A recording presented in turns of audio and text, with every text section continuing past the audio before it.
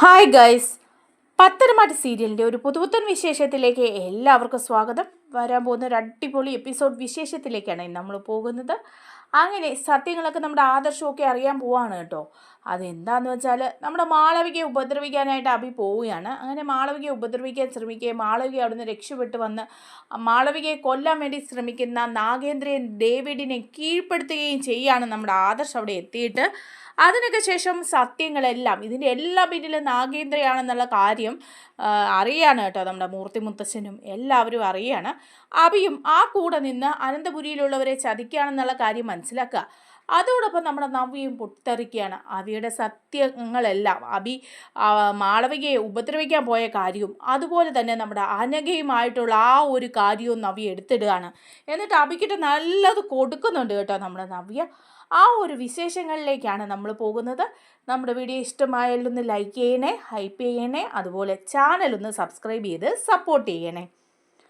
അങ്ങനെ മാളവികയെ കൊല്ലാൻ വേണ്ടി ഇരിക്കുകയാണ് കേട്ടോ നാഗേന്ദ്രയും കൂട്ടരും. അങ്ങനെ കഴുത്തിൽ തൂക്കുകയറൊക്കെ ഇട്ട് തൂക്കി കൊല്ലാൻ വേണ്ടിയിട്ട് ഇങ്ങനെ നിൽക്കുക. ആ സമയത്ത് ആദർശ് അവിടെ എത്തുകയാണ്. ആദർശ് എത്തുന്നത് എങ്ങനെയാണ് എന്ന് നമ്മൾ അറിയുന്നില്ല. എപ്പോഴും മാളവികയുടെ പുറകെ ആദർശിൻ്റെ കുറേ ആളുകൾ ഉണ്ടായിരുന്നു എന്ന് ആദർശ് പറയുന്നുണ്ട് ഡേവിഡിനോട്. കാരണം നിങ്ങൾ മാളവികയെ ഉപദ്രവിക്കാൻ സാധ്യതയുണ്ട്. ഏത് നിമിഷവും മാളവിക എൻ്റെ ആളാണെന്നുള്ള കാര്യം നിങ്ങൾ അറിയും. അതുകൊണ്ട് തന്നെ മാളവികയെ നോക്കാൻ വേണ്ടിയിട്ട് ഞാൻ കുറച്ച് പേരെ വിട്ടിട്ടുണ്ടായിരുന്നു. അവരാണ് ഈ സത്യങ്ങൾ പറഞ്ഞത്. അങ്ങനെ ആദർശും ആളുകളും കൂടി എത്തി അവിടെ ആ ഡേവിഡിനെ അടിച്ച് പരിവാക്കുകയാണ്. അതോടൊപ്പം അവിടെ നിന്ന് കുറേ ഗുണ്ടകളെയും അടിച്ച് വീഴ്ത്തുകയാണ്. എന്നിട്ട് നാഗേന്ദ്രയുടെ അടുത്തേക്ക് ചെല്ലുകയാണ്. അപ്പം നാഗേന്ദ്രയെ അട്ടിക്കൊടുക്കുന്നുണ്ട്. നല്ല പെട്ടയ്ക്ക് നോക്കി ആദർശ് കൊടുത്തു കഴിയുമ്പോഴേക്കും നാഗേന്ദ്ര ഇറങ്ങി ഓടുകയാണ്. ആദർശ് പുറകെ ചെന്ന് പിടിച്ചിട്ട് പറയുന്നുണ്ട്, എടാ നാഗേന്ദ്രേ, നീ എന്താ വിചാരിച്ചത് ഞങ്ങളാരും ഇതൊന്നും അറിയില്ലെന്നോ? നീ തന്നെയായിരിക്കും ഇതിൻ്റെയൊക്കെ പിന്നിലെന്നുള്ള കാര്യം നന്നായിട്ട് അറിയായിരുന്നു. കുറച്ച് ദിവസങ്ങളായിട്ട് ഞങ്ങളത് മനസ്സിലാക്കി വെച്ചിരിക്കുകയായിരുന്നു. എന്താ വിചാരിച്ചത്? അനന്തപുരികയും അതുപോലെ തന്നെ മൂർത്തീസ് ജ്വല്ലറി അങ്ങ് ഇല്ലായ്മ ചെയ്യാമെന്നോ? അനന്തമൂർത്തിയുടെ മുമ്പിൽ നിനക്ക് തല ഉയർത്തി നിൽക്കാമെന്നോ? അതൊന്നും സാധിക്കില്ല. നിന്റെ എൻ്റെ കൺമുന്നിൽ ഇങ്ങനെ നേരെ കിട്ടണമായിരുന്നു. ഇത്രയും നാൾ നീ ഒളിവിലല്ലായിരുന്നോ എന്ന് ചോദിക്കുക. എന്തുകൊണ്ടാടാ നീ പുറത്ത് വരാതിരുന്നത്? നിനക്ക് ഒരു നിമിഷമെങ്കിലും ഞങ്ങളുടെ ആരുടെയെങ്കിലും കൺമുന്നിൽ വരാൻ പറ്റുമോ? ഇല്ലല്ലോ. ഇപ്പം നീ ഇവളെ ഇല്ലായ്മ ചെയ്യാൻ വേണ്ടിയിട്ട് കൺമുന്നിലേക്ക് വന്നു. എല്ലാ സത്യങ്ങളും വിളിച്ചു പറയുന്നത് ഞാൻ കേട്ടു. നീ ഒന്നും വിചാരിച്ചാൽ അനന്തപുരിയെ ഇല്ലാതാക്കാനോ അനന്തമൂർത്തിയെ തളർത്താനോ ആവില്ല. മുത്തശ്ശൻ്റെ കാര്യങ്ങൾ നോക്കാനേ ഞങ്ങൾ കൊച്ചുമക്കളുണ്ട്. നിന്റെ മോൻ അഭിയല്ല, അവനൊരു കൊടും ചതിയനാണ്.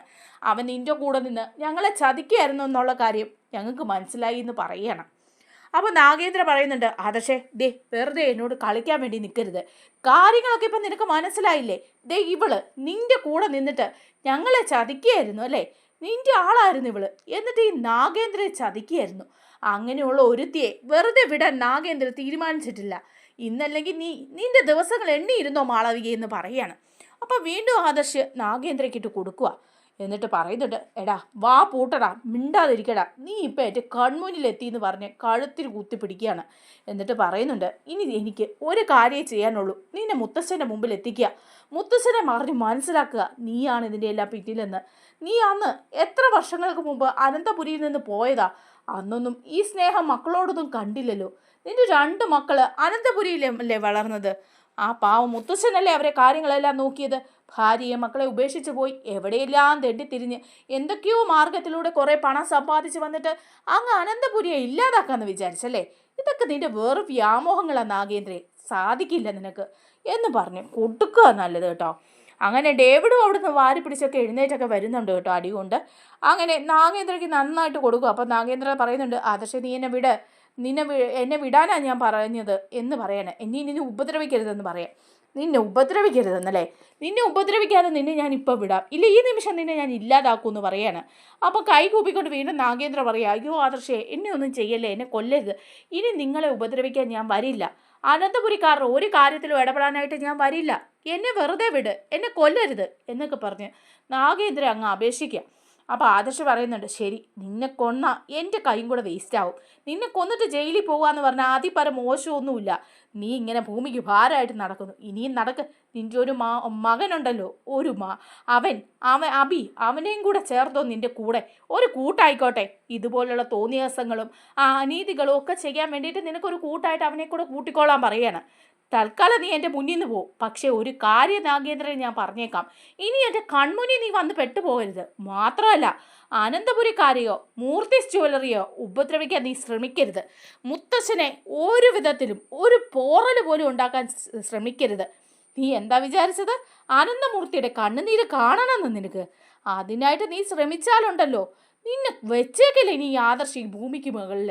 ഇനി അനന്തപുരിക്കാരുടെ നേരെ പോലും നീ വന്നേക്കരുത്.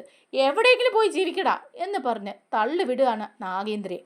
നാഗേന്ദ്ര പെട്ടെന്ന് വണ്ടിയൊക്കെ എടുത്തിട്ട് ഡേവിഡിനെ കൂട്ടി അവിടുന്ന് സ്ഥലം വിടുക. അതിനുശേഷം മാളവികയെ വിളിക്കുകയാണ് ആദർശ്. എന്നിട്ട് വണ്ടി കയറ്റുന്നുണ്ട്. മാളവികയെ വാ എന്ന് പറഞ്ഞ് വിളിക്കുക. അപ്പോൾ മാളവിക ആകെ പേടിച്ചരണ്ട് ഇരിക്കുക. മാളവിക ആദർശിനോട് പറയുന്നുണ്ട്, ആദർശ് സാറേ, അവൻ ചതിയനാണെന്ന് പറയണ. അവൻ എന്നെ കൂട്ടിക്കൊണ്ട് ഒരു ലോഡ്ജിലോ റൂമിലോ ചെന്ന് അവിടെ വെച്ച് എന്നെ ഉപദ്രവിക്കാൻ ശ്രമിച്ചു. ഒരു വിധത്തിലാണ് ഞാൻ അവിടെ നിന്ന് രക്ഷപ്പെട്ടു പോകുന്നത് എന്ന് പറയാം. അപ്പോൾ ആദർശ് പറയുന്നുണ്ട്, മാളവികയെ, നിന്നോട് പറഞ്ഞിട്ടുള്ള ലാബിയുടെ സ്വഭാവത്തെക്കുറിച്ച് അങ്ങനെയുള്ള കാര്യങ്ങളൊക്കെ നീ കുറച്ചുകൂടി ശ്രദ്ധിക്കണമായിരുന്നെന്ന് പറയുക. അപ്പം മാളവിക പറയുന്നുണ്ട്, അല്ല ഞാൻ ശ്രദ്ധിച്ചായിരുന്നു. കാരണം അവൻ്റെ വായിൽ നിന്ന് ചില കാര്യങ്ങളൊക്കെ എനിക്ക് കിട്ടേണ്ടതുണ്ടായിരുന്നു. അതുകൊണ്ടാണ് ഞാൻ അവൻ്റെ കൂടെ പോയത്. അവൻ്റെ അച്ഛനെ കുറിച്ചിട്ടുള്ള കാര്യങ്ങളും ജ്വല്ലറിക്ക് പുറകിലുള്ള ആരാണെന്നുള്ള കാര്യങ്ങളുമൊക്കെ അവന് നല്ല വ്യക്തമായിട്ട് അറിയാം. അവൻ അതൊക്കെ എന്നോട് പറയാൻ ശ്രമിക്കുകയായിരുന്നു, അല്ല പറഞ്ഞു തുടങ്ങുമായിരുന്നു. അതിൻ്റെ ബാക്കി കാര്യങ്ങളൊക്കെ അറിയാൻ വേണ്ടിയിട്ടാണ് ഞാൻ അവനോടൊപ്പം പോയത്. അപ്പോഴാണ് അവൻ്റെ സ്വഭാവത്തിന് മാറ്റം വന്നത്. ഒരു വിധത്തിൽ അവിടെ നിന്ന് ഞാൻ രക്ഷപ്പെടുമായിരുന്നു. അത് കഴിഞ്ഞപ്പോഴാണ് ഇവരുടെ ആളുകൾ എന്നെ പിടിച്ചു വലിച്ച് ഇവിടെ കൊണ്ടുവന്ന് എന്നെ കൊല്ലാൻ ശ്രമിച്ചത്. ആദർശ് സാറ് കറക്റ്റ് സമയത്ത് എത്തിയില്ലായിരുന്നെങ്കിൽ എൻ്റെ ജീവൻ തന്നെ നഷ്ടപ്പെട്ടേനെ പറയുക. അപ്പോൾ ആദർശ് പറയുന്നുണ്ട്, അതെനിക്കറിയായിരുന്നു. നിന്നെ ഇങ്ങനെ ഒരു റിസ്ക് ഉള്ള പണി ഏൽപ്പിച്ചപ്പോൾ തന്നെ അവർക്ക് ഇതിൽ എന്തെങ്കിലുമൊക്കെ സംശയം മണക്കൂന്ന്. അതുകൊണ്ട് മാളവികയുടെ കാര്യങ്ങളൊക്കെ നോക്കണമെന്നും മാളവികയ്ക്ക് എന്തെങ്കിലും ആപത്തുണ്ടാകുകയാണെങ്കിൽ അതൊക്കെ കണ്ടെത്തണമെന്നും ഒക്കെ പറഞ്ഞ് ഒരാളെ ഞാൻ വെച്ചിട്ടുണ്ടായിരുന്നു. അങ്ങനെയാണ് ഞാൻ വിവരങ്ങളൊക്കെ അറിഞ്ഞതെന്ന് പറയുകയാണ്. അപ്പോൾ മാളവികയോട് ആദർശ് പറയുന്നുണ്ട്, സാരില്ല, എല്ലാ പ്രശ്നങ്ങളും ഒക്കെ തീർന്നല്ലോ. നീ ഇനിയിപ്പം ജ്വല്ലറിയിലേക്ക് പോകുന്നൊന്നുമില്ലല്ലോ. നമുക്ക് വേണ്ട കാര്യങ്ങളൊക്കെ കിട്ടി. ആ നാഗേന്ദ്ര അയാളായിരുന്നു ഇതിൻ്റെയൊക്കെ പിറകിൽ. അപ്പം ചോദിക്കുന്നുണ്ട് മാളവിക, അല്ല നാഗേന്ദ്ര അബിയുടെ അച്ഛനല്ലേ? അയാൾക്ക് എന്തുകൊണ്ടാണ് ഇത്രയധികം ശത്രുത മൂർത്തിസ് ജ്വല്ലറിയോടും അനന്തപുരിയോടും? അപ്പം ആദർശ് പറയുന്നുണ്ട്, അതിനെക്കുറിച്ചൊന്നും എനിക്ക് വലിയ വ്യക്തതയൊന്നുമില്ല. ഞാൻ വളരെ ചെറുപ്പമായിരുന്ന സമയത്ത് തന്നെ അപ്പച്ചിയുമായിട്ട് പിണങ്ങി പോയതാണ്. മുത്തശ്ശൻ അയാളെ പുറത്താക്കിയതാണ് അനന്തപുരിയിൽ നിന്ന്. കാരണം ജ്വല്ലറിയിൽ കുറേ ക്രമക്കേടുകളൊക്കെ നടത്തി. അപ്പച്ചിയെ പോലെ തന്നെ ഒരു ദുഷ്ട മനസ്സുള്ള ആൾ തന്നെയാണ് ഈ നാഗേന്ദ്രയും. ആ ഒരു തനി സ്വഭാവം തന്നെയാണ് അബിക്കും കിട്ടിയിരിക്കുന്നത്. എന്നാൽ അവന്തിക അവൾ അങ്ങനെയല്ല. അവൾക്ക് അവളുടെ അച്ഛൻ്റെയോ അമ്മയുടെയോ സ്വഭാവമല്ല, അനന്തപുരിയോട് വളർന്നത് കൊണ്ടായിരിക്കും അവളുടെ സ്വഭാവത്തിനൊക്കെ നല്ല മാറ്റമുണ്ട്. അവൾ നേരത്തെയൊക്കെ കുറച്ചൊക്കെ അവളുടെ അമ്മയെ പോലെയായിരുന്നു. പക്ഷേ അയർലൻഡിലൊക്കെ പോയി പഠിച്ചിട്ട് വന്നു കഴിഞ്ഞപ്പോഴേക്കും അവളുടെ സ്വഭാവത്തിനൊക്കെ നല്ല മാറ്റമുണ്ട്. നല്ല അറിവ് കിട്ടിയിട്ടുണ്ട് ആ കുട്ടിക്ക്. അബിയെപ്പോലല്ല. അബിയുടെ കാര്യം മുത്തച്ഛൻ തീരുമാനിച്ചോളും. ഇനിയിപ്പം അവൻ്റെ അച്ഛൻ്റെ കൂടെ നിന്ന് അനന്തപുരിയിലുള്ളവരെ ചതിച്ചതല്ലേ, ആ ദുഷ്ടനെ അനന്തപുരിയിൽ നിന്ന് മുത്തച്ഛൻ പുറത്താക്കും. അവനിനിയിപ്പോൾ ചിലപ്പം നാഗേന്ദ്രയുടെ കൂടെ കൂടും. കാരണം നാഗേന്ദ്ര ഒരു കോടീശ്വരനല്ലേ, അവന് പണത്തോട് മാത്രമാണ് ആർത്തി. അങ്ങനെയുള്ള അച്ഛനുള്ളപ്പം അവൻ ആ കൂടെ കൂടി അവിടെ എങ്ങാനും ജീവിച്ചോളും, എന്തെങ്കിലും ആകട്ടെ എന്ന് പറയണം. അപ്പോൾ ആദർശ് പറയുന്നുണ്ട്, നവ്യയുടെ കാര്യമാണ്. നവ്യ ഇതൊന്നും അറിഞ്ഞിട്ടുണ്ടാവില്ല. നവ്യയ്ക്ക് നാഗേന്ദ്രയെ അറിയോ ഇല്ലായിരിക്കും എന്ന് പറയണം. അപ്പോഴേക്കും മാളവിക പറയുന്നുണ്ട്, ശരിയാണ്, നവ്യയ്ക്ക് ഇതൊന്നും അറിയില്ല. നവ്യ അബി ശരിക്കും ചതിക്കുകയാണ് ചെയ്യുന്നത്. അവളെയും കുഞ്ഞിനെ ഒഴിവാക്കണമെന്ന് എന്നോട് പല പ്രാവശ്യവും പറഞ്ഞു. അതിനുശേഷം എന്നെ വിവാഹം കഴിക്കാമെന്നും അബി വാഗ്ദാനം നൽകിയിട്ടുണ്ട്. അങ്ങനെ ആ നവ്യ അവൻ്റെ ഒപ്പം നിൽക്കുന്നുണ്ടെങ്കിലും അവളെ ചതിക്കുകയാണ് അവൻ ചെയ്യുന്നത് എന്ന് പറയാണ്. അപ്പോൾ ആദർശ് പറയുന്നുണ്ട്, അതെ, എല്ലാ സത്യങ്ങളും നവ്യൊന്നും മനസ്സിലാക്കിയിരുന്നെങ്കിൽ. അനഘയുടെ കാര്യം പറഞ്ഞിട്ട് പോലും നവ്യ വിശ്വസിക്കുന്നില്ല. ആ പെരുങ്കള്ളൻ അതുപോലുള്ള നുണ പറഞ്ഞ് അവളെ വിശ്വസിപ്പിച്ചിരിക്കുകയാണ്. ഇതിപ്പം ഞാൻ പറഞ്ഞാലും അവൾ വിശ്വസിക്കാനൊന്നും പോകുന്നില്ല എന്ന് പറയാം. അപ്പം മാളവിക പറയുന്നുണ്ട്, ഞാൻ തന്നെ എല്ലാ സത്യങ്ങളും നവ്യെ അറിയിക്കാം. കാരണം ഇനിയും അവൾ അവൻ്റെ ചതിക്കുഴിയിൽ വീഴരുത് എന്ന് പറയുകയാണ് കേട്ടോ. അങ്ങനെ ഇതിനൊക്കെ ശേഷം മാളവികയെ കൊണ്ട് വീട്ടിലൊക്കെ വിട്ടതിന് ശേഷം ആദർശ് നേരെ നയനയുടെ അടുത്ത് ചെന്ന് ഈ കാര്യങ്ങളെല്ലാം പറയാണ് അവിടെ നടന്നത്. മാളവികയെ തട്ടിക്കൊണ്ട് പോയതും നാഗേന്ദ്രയാണ് ഇതിൻ്റെ പിന്നിലുള്ളതെന്നുള്ള കാര്യങ്ങളൊക്കെ പറയുകയാണ് കേട്ടോ. അങ്ങനെ അതിനുശേഷം നയന മുത്തശ്ശനെ വിളിക്കുന്നുണ്ട്. അപ്പോൾ മുത്തശ്ശൻ ചോദിക്കുക, എന്താ നയന മോളെ എന്ന് ചോദിക്കുക. മുത്തശ്ശന് കിട്ടേണ്ട ഉത്തരം കിട്ടിയിരിക്കുകയാണെന്ന് പറയാണ്. മുത്തശ്ശൻ ചോദിക്കുന്നുണ്ട്, എന്താ മോളെ? അല്ല, കുറച്ച് സംഭവങ്ങളൊക്കെ നടന്നു മുത്തശ്ശ. ആദർശേട്ടൻ ഇങ്ങനെയൊക്കെ കാര്യങ്ങളൊക്കെ നടന്നെന്ന് പറയാണ്. അപ്പം മുത്തശ്ശൻ പറയാണ് എന്താ എന്താ പറഞ്ഞത്? അപ്പോൾ നയന പറയാണ് ആദർശേട്ടന് മുത്തശ്ശനെ കണ്ടൊന്നും സംസാരിക്കണം, മുത്തശ്ശൻ അതിന് വേണ്ടിയിട്ടുള്ള ഒരു അവസരം ഒരുക്കണം, ഇപ്പോഴും ആ പിണക്കവും വൈരാഗ്യവും ഒന്നും വെച്ചുകൊണ്ട് നിൽക്കണ്ട, ആ നാഗേന്ദ്ര അയാൾ ഇതിനൊക്കെ പിന്നിലെന്ന് പറയാ. അപ്പോൾ മുത്തശ്ശൻ പറയുന്നുണ്ട് അത് നയനമോളെ അതെനിക്കറിയായിരുന്നു, അവനായിരിക്കും ഇതിൻ്റെയൊക്കെ പിന്നിലെന്ന്.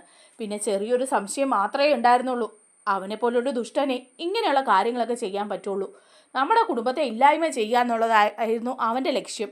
അത് ഞാൻ മനസ്സിലാക്കിയതാ. പക്ഷേ ആദർശ് അവനെല്ലാം അന്വേഷിച്ച് കണ്ടുപിടിക്കട്ടെ എന്നുള്ളൊരു ചിന്ത കൊണ്ടാണ് ഞാൻ അതിനെക്കുറിച്ചൊന്നും കൂടുതൽ പറയാതിരുന്നതെന്ന് പറയാം. അപ്പം നയന നടന്ന സംഭവങ്ങളെല്ലാം പറയാണ്. ആദർശേട്ടൻ അവിടെ പോയെന്നും നാഗേന്ദ്രയെ കണ്ടെന്നും ഇങ്ങനെ പറഞ്ഞു എന്നുള്ള കാര്യങ്ങളൊക്കെ പറയുകയാണ് കേട്ടോ. അതുപോലെ തന്നെ മാളവികയെ കൊല്ലാൻ വേണ്ടിയിട്ട് ശ്രമിച്ചു എന്നുള്ള കാര്യവും പറയാം. അപ്പോൾ മുത്തശ്ശൻ പറയുന്നുണ്ട് നാഗേന്ദ്ര അവൻ ഇനി എൻ്റെ കൺമുന്നിൽ വന്നാൽ ഞാൻ അവനെ ജീവനോടെ വച്ചേക്കില്ല, എൻ്റെ കുടുംബത്തെ തകർക്കാൻ ഞാൻ അവനെ സമ്മതിക്കില്ല എന്ന് പറയാം. അപ്പം നയന പറയുന്നുണ്ട് ആദർശേട്ടനും അങ്ങനെയൊക്കെ പറഞ്ഞിട്ടാണ് വിട്ടിരിക്കുന്നത്, അയാൾ ഇനി ഉപദ്രവിക്കാൻ വരില്ലായിരിക്കും മുത്തശ്ശ, അയാളുടെ പകയൊക്കെ തീർന്നു കാണും, എല്ലാവരും എല്ലാ സത്യങ്ങളും അറിഞ്ഞല്ലോ, ഇത്രയും നാളും അയാൾ മറിഞ്ഞിരിക്കുകയല്ലായിരുന്നോ, ഇപ്പം അതൊക്കെ എല്ലാവരും അറിഞ്ഞു എന്ന് മനസ്സിലായപ്പം ചിലപ്പോൾ ഇനി ഒതുങ്ങുമായിരിക്കും എന്ന് പറയുക. അപ്പം മുത്തശ്ശൻ പറയുന്നുണ്ട് അത് മോളെ അവനെ നിനക്ക് അറിയാൻ പാടില്ലാഞ്ഞിട്ടാ, ഇതിലധികം ദരിദ്രമായ അവസ്ഥയിലാണ് അവൻ ഇവിടെ നിന്ന് ഇറങ്ങിപ്പോയത്, പെരും കള്ളനാണവൻ, അവൻ മറ്റെവിടേക്കോ പോയി, കുറച്ച് നാൾ ഗൾഫിൽ എവിടേക്കോ ആയിരുന്നു, അങ്ങനെ അലഞ്ഞു തിരിഞ്ഞ് നടന്ന് എവിടെയോ ചെറിയ ജോലിക്ക് കയറി, ആ സ്ഥലത്തെ അവൻ്റെ മുതലാളിയെ ഇല്ലായ്മ ചെയ്തിട്ടാണ് അവൻ ഈ സ്വത്തുക്കളൊക്കെ കൈയടക്കിയത്, അവരെയും അതുപോലെ പലരെയും നശിപ്പിച്ചും കൊന്നും കൊല വിളിച്ചും ഒക്കെയാണ് അവൻ ഈ പണമൊക്കെ ഉണ്ടാക്കിയത്. അവൻ്റെ ലക്ഷ്യം എല്ലാവരെയും ഇല്ലായ്മ ചെയ്യുക എന്നുള്ളത് തന്നെയാണ്. അവൻ അന്ന് തൊട്ട് ഈ പക മനസ്സിൽ കൊണ്ട് നടക്കുകയാണ്, അവസരം കിട്ടുമ്പോൾ മുതലാക്കാൻ വേണ്ടിയിട്ട് അനന്തപുരിയിലെത്തി എല്ലാവരെയും തീർക്കാൻ വേണ്ടിയിട്ട്. അങ്ങനെ ഒരുത്തൻ ഇനിയും അടങ്ങിയിരിക്കുന്നൊന്നും തോന്നുന്നില്ല മോളെ, അതുകൊണ്ട് മോള് എല്ലാ കാര്യങ്ങളും ശ്രദ്ധിക്കണം, ഇങ്ങനെയൊക്കെ ഇരിക്കുന്ന അവസ്ഥയിൽ ആവശ്യമില്ലാത്ത ടെൻഷനുകളൊന്നും മോളെടുത്ത് തലയിൽ വെക്കരുത്, അതുപോലെ തന്നെ ആദർശിനോട് കൂടി സൂക്ഷിക്കണം എന്ന് പറയണം, അവനും അവൻ്റെ മകനും പേടിക്കേണ്ട ആളുകൾ തന്നെയാണെന്ന് പറയാം. അപ്പം നയന പറയാം അത് മുത്തശ്ശ അബിക്ക് എല്ലാ കാര്യങ്ങളും അറിയാം, അബിയെക്കുറിച്ചിട്ടുള്ള കാര്യങ്ങളൊക്കെ മുത്തശ്ശൻ അറിഞ്ഞോ എന്ന് ചോദിക്കുക. മുത്തശ്ശൻ പറയുന്നുണ്ട് അവനറിയായിരിക്കും, അതുകൊണ്ടല്ലേ അവൻ ഏതെങ്കിലും ജ്വല്ലറിയിൽ കടിച്ചു തൂങ്ങി നിൽക്കുന്നത്, നവ്യയ്ക്കും അറിയാമെന്നാണോ മോള് വിചാരിക്കുന്നതെന്ന് ചോദിക്കുക. അപ്പോൾ ഉടനെ നയന പറയുന്നുണ്ട് ആദർശേട്ടൻ പറയുന്നത് നവ്യേച്ചിക്ക് അറിയാൻ പാടില്ല എന്നുള്ള കാര്യമാണ്, പക്ഷേ നവ്യേച്ചി അവർ കരുവാക്കുമായിരുന്നു, അതിന് വേറെ കാരണങ്ങളും ഉണ്ട് എന്ന് പറയാണ്. അപ്പോൾ മുത്തശ്ശൻ പറയുന്നുണ്ട് അത് നേരാ, എത്രയൊക്കെ പറഞ്ഞാലും നവ്യ ഒന്നും മനസ്സിലാക്കില്ല, അവളുടെ സ്വന്തം അമ്മ തന്നെയല്ലേ പറഞ്ഞത് അനഘയുടെ കാര്യവും ചന്തുമോളുടെ കാര്യമൊക്കെ, എന്നിട്ടും നവ്യ അതൊന്നും വിശ്വസിച്ചിട്ടില്ല, അവളെ അബിയിൽ നിന്ന് അകറ്റാൻ വേണ്ടിയിട്ട് നമ്മളെല്ലാവരും നുണ പറയുന്നതാണെന്ന് വിശ്വസിച്ചാ അവൻ്റെ പുറകെ നടക്കുന്നത് എന്ന് പറയാം. അപ്പം ഉടനെ നയന പറയാം മുത്തശ്ശ ഇന്നൊരു സംഭവം ഉണ്ടായി, ആ മാളവികയില്ലേ, ആ മാളവികയെ അബി കൂട്ടിക്കൊണ്ട് ലോഡ്ജിൽ കൊണ്ടുപോയി, അവളെ അവിടെ വെച്ച് ഉപദ്രവിക്കാൻ ശ്രമിക്കുകയായിരുന്നു ചെയ്തത്, അവിടുന്ന് ഒരു വിധത്തിൽ അവനെ അടിച്ചിട്ടിട്ട് മാളവിക പോരുക ചെയ്തത്. അങ്ങനെ പോകുന്ന മാളവികയാണ് ഡേവിഡും നാഗേന്ദ്രയും കൂടി അവരുടെ ഗോഡൗണിൽ കൊണ്ടുവന്ന് കൊല്ലാൻ ശ്രമിച്ചത്. ആദർശേട്ടൻ കറക്റ്റ് സമയത്ത് അത് എത്തിയില്ലായിരുന്നെങ്കിൽ മാളവികയുടെ ജീവൻ നഷ്ടപ്പെട്ടേനെ, ഒരു ആത്മഹത്യയോ മറ്റോ ആയിട്ട് അത് മാറിയേനെ എന്ന് പറയാം. അപ്പോൾ മുത്തശ്ശൻ പറയുന്നുണ്ട് അവനും ഇതൊക്കെ അറിയായിരുന്നല്ലേ മോളേന്ന് ചോദിക്കുക. അപ്പോൾ നയന പറയുന്നുണ്ട് അറിയായിരുന്നു, മാളവികയോട് അവൻ പറഞ്ഞു എൻ്റെ അച്ഛനാണ് എല്ലാ കാര്യങ്ങളും തീരുമാനിക്കുന്നതെന്നും നാഗേന്ദ്ര എൻ്റെ അച്ഛനാണെന്നും നാഗേന്ദ്രയാണ് ജ്വല്ലറിക്ക് പിന്നിലെന്നുള്ള കാര്യം അതറിയാൻ വേണ്ടിയായിരുന്നു മാളവിക അവൻ്റെ ഒപ്പം പോയതും. അപ്പോൾ മുത്തശ്ശൻ പറയാണ് എല്ലാം അറിഞ്ഞു വെച്ചോണ്ട് തന്നെയാണ് അവൻ ഈ ചതി ചെയ്തുകൊണ്ടിരുന്നത്, കൊള്ളാം, അവൻ ഇനി ഈ അനന്തപുരിയിലെ സ്ഥാനമില്ല, അവൻ ഇറങ്ങിപ്പോയിക്കോട്ടെ അവൻ്റെ അച്ഛൻ്റെ കൂടെ, വേണമെങ്കിൽ ജലജയെ കൂടി കൊണ്ടുപോയിക്കോട്ടെ, ഞാൻ ചില കാര്യങ്ങളൊക്കെ തീരുമാനിച്ചിട്ടുണ്ട് എന്ന് പറയാണ്. എന്നിട്ട് മുത്തച്ഛൻ ഫോൺ വയ്ക്കുക. അപ്പോഴേക്കും അബി അവിടെ വന്നിട്ടുണ്ട് കേട്ടോ, ഒന്നും അറിയാത്ത പോലെ അബി വന്നിരിക്കുകയാണ്. പക്ഷേ നാഗേന്ദ്രയെ ആദർശ് കണ്ടെന്നും അടി കൊടുത്തെന്നും ഓടിച്ചെന്നും ഒക്കെ ഉള്ള വിവരം അവർ വിളിച്ച് അബിയെ അറിയിച്ചിരിക്കുക. എന്നിട്ടും അബി ഒന്നും അറിയാത്ത പോലെ അനന്തപുരിയിൽ നിൽക്കുകയാണ്. അങ്ങനെ നിൽക്കുമ്പോഴേക്കും ഒരു ഫോൺ വന്ന് ഈ വിവരങ്ങളൊക്കെ നാഗേന്ദ്ര പറയുകയാണല്ലോ, ഇത് നവ്യ കേൾക്കുന്നുണ്ട്. നവ്യയ്ക്ക് മനസ്സിലായപ്പോൾ ആദർശ് എല്ലാ സത്യങ്ങൾ അറിഞ്ഞെന്നും നാഗേന്ദ്രയെ പിടിച്ചുവെന്നും അടി കൊടുത്തെന്നും ഒക്കെ ഉള്ള വിവരം നവ്യ അന്നേരം മനസ്സിലാലോചിക്കുകയാണ്. പെരും കള്ളൻ, ഈ ദുഷ്ടൻ ഇവൻ്റെ അച്ഛനെ പിടിച്ചല്ലോ, ഏതായാലും ആരും അറിയില്ലെന്ന് വിചാരിച്ചാണ് ഇരുന്നത്. അപ്പം ഇവൻ പറഞ്ഞത് സത്യമാണ്, ജ്വല്ലറിക്ക് പിന്നിലുള്ള ആൾ ഇവൻ്റെ അച്ഛൻ തന്നെയാണ്, അതായിരിക്കും ആ നാഗേന്ദ്ര, അതുപോലൊരു ദുഷ്ടൻ. അവനെ ആദർശേട്ടൻ പിടിച്ചല്ലോ, എല്ലാവരും എല്ലാ സത്യങ്ങളും അറിഞ്ഞല്ലോ, സന്തോഷമായി. ഇനി ഇവൻ്റെ സത്യങ്ങൾ കൂടി മൂടി വയ്ക്കപ്പെട്ടത് പുറത്തു വരണമെന്ന് പറയണം. അപ്പോഴേക്കും മുത്തശ്ശൻ അബിയെ വിളിക്കുന്നുണ്ട്. അബി ഇവിടെ വരൂ എന്ന് പറയാം. അപ്പോൾ എല്ലാവരും ഉണ്ട് കേട്ടോ. അഭി വരുന്നു. അപ്പം ജലജയും നവ്യയും അവന്തികയും ഒക്കെ വരികയാണ്. ഇതേ സമയം അവന്തികയ്ക്കും സത്യങ്ങളൊക്കെ മനസ്സിലാകുക. അവന്തികയെ നാഗേന്ദ്രയെ വിളിക്കുമ്പം ഈ കാര്യങ്ങളൊക്കെ അറിയാണ് കേട്ടോ. ആദർശ് നാഗേന്ദ്രയെ പിടിച്ച കാര്യവും നാഗേന്ദ്രയെ അടിച്ച് അവിടുന്ന് ഓടിച്ച കാര്യവും ഒക്കെ. അപ്പോൾ അവന്തികയുടെ മനസ്സിൽ നല്ല ദേഷ്യവും ഭാഗ്യവും ആദർശിനോടും അനന്തപുരിക്കാരോടും ഉണ്ട്. കാരണം സ്വന്തം അച്ഛനെയല്ലേ ഓടിച്ചിരിക്കുന്നത്. പക്ഷെ ആ അവന്തിക നല്ല പിള്ള ചമ്മഞ്ചി ഒന്നും അറിയാത്ത പോലെ നിൽക്കുകയാണ് കേട്ടോ. പക്ഷെ ഉള്ളിൽ നല്ല പേടിയുണ്ട്. അബിയെ വിളിക്കുമ്പോൾ തന്നെ അവന്തികയെ ഞെട്ടിപ്പോവാണ്. മുത്തശ്ശൻ പറയുന്നുണ്ട് ഇവിടെ വാടാന്ന് പറയുക. അപ്പം അബി വരിക. എന്താ മുത്തശ്ശ എന്ന് ചോദിക്കുക. അല്ല നീ ഇവിടെ നടന്ന കാര്യങ്ങൾ എന്തെങ്കിലും അറിഞ്ഞോ എന്ന് ചോദിക്കുക. അപ്പോൾ ഉടനെ അബി ചോദിക്കുക എന്താ മുത്തശ്ശ എന്താ എന്ന് ചോദിക്കുക. എടാ നീ AM ജ്വല്ലറിയിൽ മാനേജറായിട്ട് പോയില്ലേ, അവിടെ ആ AM ജ്വല്ലറിയുടെ MD ആരായിരുന്നടാ എന്ന് ചോദിക്കുക. അപ്പോൾ ഉടനെ അബി പറയാ അത് ഡേവിഡ് സാറല്ലേ എന്ന് ചോദിക്കുകയാണ്. മുത്തച്ഛന് ഒറ്റ ഒരെണ്ണം കൊടുക്കുക. എന്നിട്ട് ചോദിക്കുക ഡേവിഡ് ആണോടാ അതോ നിന്റെ അച്ഛൻ നാഗേന്ദ്രയാണോടാ, പണ്ട് നിന്നെയൊക്കെ ഉപേക്ഷിച്ച് നാട് വിട്ടുപോയ ആ ദുഷ്ടനാണോടാ എന്ന് ചോദിക്കുക. അപ്പോൾ അബി ഞെട്ടുന്നത് കൂടുതൽ ജലജ ഞെട്ടുക. ജലജ എന്താ ചെയ് പറയുന്നത്, എന്താ നാഗേന്ദ്രയോ അയാൾ അവിടെ എത്തിയിട്ടുണ്ടോ എന്ന് ചോദിക്കുക.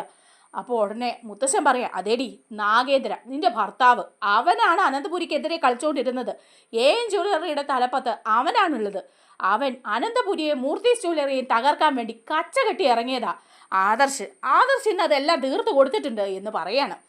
അപ്പം ജലജ ചോദിക്കുക അച്ഛാ അയാൾ AM ജ്വല്ലറിയുടെ MDയോ, അതിന് മാത്രം പണമൊക്കെ ഉണ്ടാക്കി അയാൾ എവിടെ നിന്ന് വന്നു?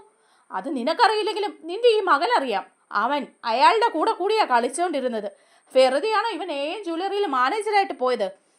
മാനേജർ അവൻ അവിടെ നിന്ന് അവൻ്റെ ഒച്ചരൊപ്പം ഈ കുടുംബം ഇല്ലായ്മ ചെയ്യാൻ ശ്രമിക്കുകയായിരുന്നു, നിന്നെ പോലും അറിയിക്കാതെ എന്ന് പറയുമ്പോൾ ജലജ ചോദിക്കുക എടാ നീ എന്നോട് പോലും ഒരു വാക്ക് പറഞ്ഞില്ലല്ലോടാ. എന്നിട്ട് ഇത്രയും നാളും അത് അമ്മയോട് പറയേണ്ടെന്ന് അച്ഛൻ പറഞ്ഞിരുന്നു. അച്ഛന് അമ്മയോട് ഇപ്പോഴും ഒരു താല്പര്യവും ഇല്ല, അതുകൊണ്ട് അമ്മയെ ഒഴിവാക്കാൻ തന്നെ അച്ഛൻ്റെ തീരുമാനം എന്ന് പറയണം. എടാ ദുഷ്ടാ, പണവും കാശുമുള്ള നിന്റെ തന്തയെ കണ്ടപ്പം നിനക്ക് എന്നെ വേണ്ടതായല്ലേ? ഇത്രയും നാൾ നിന്റെ എല്ലാ തോന്നിയസത്തിനും കൂട്ടു നിന്നിട്ടും എന്നെ നീ അവോയ്ഡ് ചെയ്തല്ലേ എന്ന് പറഞ്ഞ് ജലജ പൊട്ടിത്തെറിക്കും. മുത്തച്ഛൻ പറയാം നിർത്തടി നാണം കിട്ടവളെ, നിനക്കെന്താ നാഗേന്ദ്രയുടെ കൂടെ പോണോടി എന്ന് ചോദിക്കുക. എന്നിട്ട് പറയുന്നുണ്ട് ദേ ഇവൻ ഈ നിമിഷം ഈ വീട്ടിൽ നിന്ന് ഇറങ്ങണം. ഇവൻ ചെയ്തു കൂട്ടിയത് എന്തൊക്കെയാണെന്ന് അറിയാവോ? ആ മാളവികയില്ലേ, ആ ജ്വല്ലറിയിലെ ഡിസൈനർ, ആ പെണ്ണിനെ വിളിച്ച് ലോഡ്ജിൽ കൊണ്ടുപോയി അവളെ ഉപദ്രവിക്കാൻ ശ്രമിക്കുകയായിരുന്നു. അവൾ നല്ല ആട്ടി കൊടുത്ത് അവിടെ നിന്ന് ഇറങ്ങിപ്പോയതാ. ഇല്ലെങ്കിൽ ഇവൻ അവളെ ഇപ്പം ആ അനഘയെ ചെയ്ത പോലെ, അനഘയുടെ ജീവിതം നശിപ്പിച്ച പോലെ ഒക്കെ ചെയ്യുമായിരുന്നു എന്ന് പറയാം.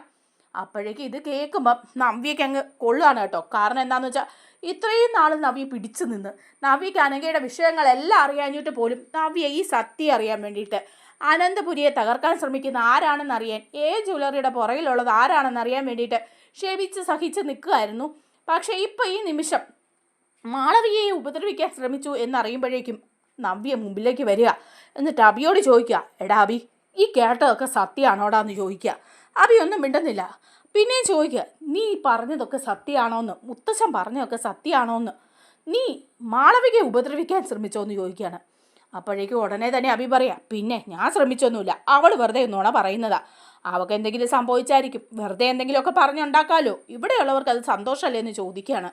അപ്പം നവ്യ ചോദിക്കുക എടാ നിന്റെ അച്ഛനായിരുന്നോ AM ജ്വല്ലറിയുടെ പുറയിലുള്ള ആള്?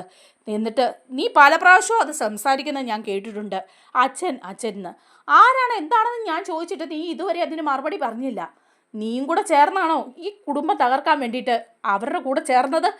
അപ്പോൾ ഉടനെ അബി പറയുക അതെങ്ങനെയാടി ഞാൻ അറിയുന്നത്? നീയല്ലേ എനിക്ക് അവിടെ ജോലി വാങ്ങി തന്നത്, നീയല്ലായിരുന്നു അവിടുത്തെ മോഡല്, നീ അറിഞ്ഞിട്ടായിരിക്കും ഈ കുടുംബം തകർക്കാൻ ശ്രമിച്ചത് എന്ന് തിരിച്ച് പറയുക. അപ്പം നവ്യ ഒറ്റ കൊടുക്കുക ആണോടാ, ഞാനാണോടാ?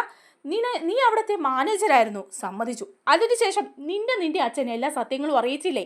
പലപ്പോഴും ഈ കുടുംബം തകർക്കാൻ എല്ലാത്തിനും കൂട്ടുനിന്നത് നീ തന്നെയല്ലേ? എന്നിട്ട് അവസാനം ആ മാളവികയെ ഉപദ്രവിക്കുകയും അവരെ കൊല്ലാൻ ശ്രമിക്കുകയും ചെയ്തത് നീയും ഒക്കെ അറിഞ്ഞുകൊണ്ടല്ലേ എന്നൊക്കെ ചോദിക്കുക. അപ്പോൾ അബി പറയേ വെറുതെ വേണ്ടാത്തൊന്നും പറയരുത് നവ്യെ, നമ്മളെ തമ്മിൽ തെറ്റിക്കാൻ എല്ലാവരും കൂടി ചെയ്യുന്ന പണികളാണ് ഇതൊക്കെ എന്ന് പറയാം. ഉടനെ നവ്യ ചോദിക്കുക ആണോടാ? അങ്ങനെയാണെങ്കിൽ ഇതേ ഈ നിൽക്കുന്ന കൊച്ച് ചന്തുമോള് ആരുടെ കുഞ്ഞാണ്ടാ എന്ന് ചോദിക്കുക. അബി ഒരു നിമിഷം ഞെട്ടിപ്പോവാ ജലജയും കേട്ടോ. അപ്പോൾ ഉടനെ തന്നെ അബി പറയാം അത് ആദർശിൻ്റെ കുഞ്ഞാണെന്നുള്ളത് ഇവിടെ എല്ലാവർക്കും അറിയാമല്ലോ, നിനക്ക് ഇനിയും സംശയമുണ്ട് ആ കാര്യത്തിൽ, വീണ്ടും നിനക്ക് എന്നെ സംശയമാണോ എന്ന് ചോദിക്കുക. അപ്പം നവ്യ പറയാം വീണ്ടും എന്നെ സംശയമല്ല, ഞാൻ ആ സത്യം നേരത്തെ അറിഞ്ഞതാ, ഞാൻ DNA ടെസ്റ്റ് നടത്തി വിവരങ്ങളൊക്കെ അറിഞ്ഞതാ. പക്ഷേ നീ ഒളിച്ചു വെച്ചിരിക്കുന്ന ആ രഹസ്യം, നിൻ്റെ അച്ഛൻ്റെ രഹസ്യം, അതറിയാൻ വേണ്ടിയിട്ടാണ് ഇത്രയും നാൾ ഞാൻ മിണ്ടാതിരുന്നത്. നീ അല്ലേടാ ആ അനഘയെ ചതിച്ച് ഈ അവസ്ഥയിലാക്കിയത്. സ്വന്തം കുഞ്ഞിനെ മറ്റൊരുത്തൻ തലയിൽ കെട്ടിവച്ചത് നീയല്ലേടാ. എന്നിട്ട് വീണ്ടും ആ മാളവികയെ ഉപദ്രവിക്കാൻ പോയത് നീയല്ലേടാ. ഇനിയും ഒരു പെണ്ണിനെയും നീ ഉപദ്രവിക്കരുത് എന്നും പറഞ്ഞിട്ട് അവിടെ ഇരുന്ന് ഫ്ലവർ വേസ് എടുത്ത് അബിയുടെ തലയ്ക്ക് തറഞ്ഞ മുറഞ്ഞാൽ കൊടുക്കുക. നമ്മുടെ ജലജ പിടിച്ചു മാറ്റാനായിട്ട് കയ്യിലൊക്കെ പിടിക്കുന്നുണ്ട്, അവന്തികയും ചെല്ലുന്നുണ്ട്. ആകെ ഞെട്ടി വിറച്ച് ജലജയും അവന്തികയും നിൽക്കുന്നൊക്കെയുണ്ട്. അബിയാണെങ്കിൽ അടികൊണ്ട് പൊളയുന്നുണ്ട്. അങ്ങനെ നവ്യ എല്ലാ സത്യങ്ങളും അബിയുടെ മുമ്പിൽ വെളിപ്പെടുത്തുകയാണ്. നമ്മുടെ വീഡിയോ ഇഷ്ടമായാലും ഒന്ന് ലൈക്ക് ചെയ്യണേ, ഹൈപ്പ് ചെയ്യണേ, ചാനൽ കൂടി ഒന്ന് സബ്സ്ക്രൈബ് ചെയ്ത് സപ്പോർട്ട് ചെയ്യണേ. താങ്ക്